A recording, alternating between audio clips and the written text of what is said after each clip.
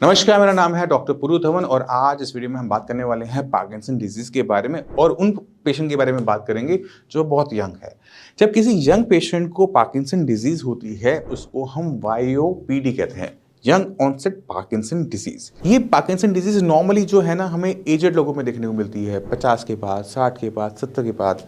But अगर patient की उम्र बहुत कम है, 30 की है, 35 का है, 40 का है, तो उसको हम वाईओपीडी में कंसिडर करते हैं। अब पार्किंसन में हो क्या रहा है कि ब्रेन की जो सेल है वो डोपामिन कम बना रहे हैं क्योंकि वो डैमेज हो रहे हैं, जिसकी वजह से ब्रेन का जो कंट्रोल है मसल से वो जा रहा है।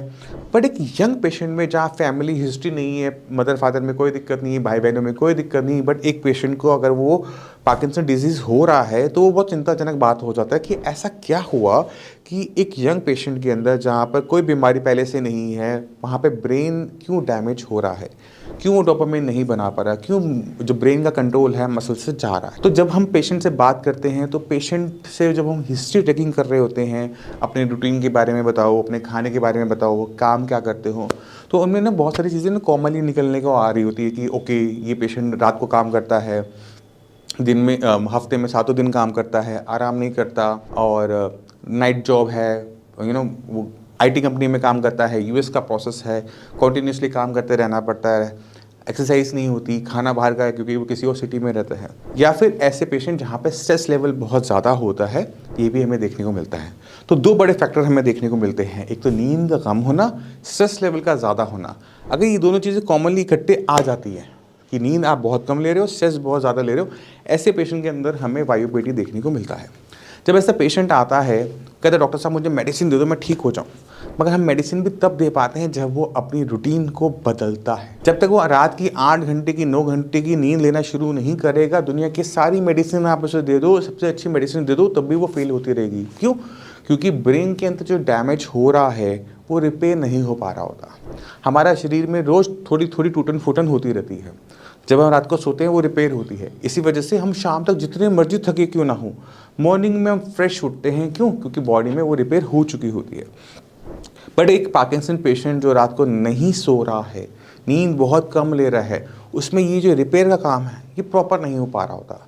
रोज़ थोड़ा सा डैमेज रह जाता है और ये थोड़ा थोड़ा डैमेज इकट्ठा होता चला जाता है।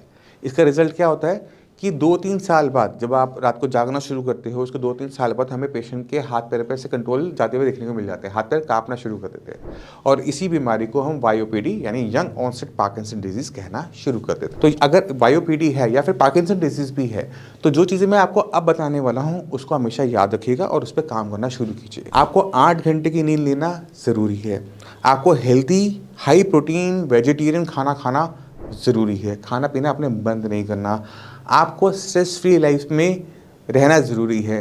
ब्रेन के लिए आपको मेडिटेट करना ज़रूरी है कि ब्रेन शांत रहे, आपका कंट्रोल आपके ब्रेन पर हो, ब्रेन आपको कंट्रोल ना कर रहा हो, आपका कंट्रोल आपके ब्रेन पर हो कि क्या सोचना है क्या नहीं सोचना, किसको कितना पकड़ना है, किस बात को छोड़ देना है, ये कंट्रोल। लाइट एक्सरसाइज आपकी लाइफ में होनी ज़रूरी है, चाहे आप साइकिलिंग करो, वॉकिंग करो, टाई ची करो, कुछ भी करो, योगा करो, कुछ भी करो, बट करो ज़रूर। थोड़ा सा एफर्ट अपने शरीर के लिए, अपने ब्रेन के लिए आपको डालना पड़ेगा।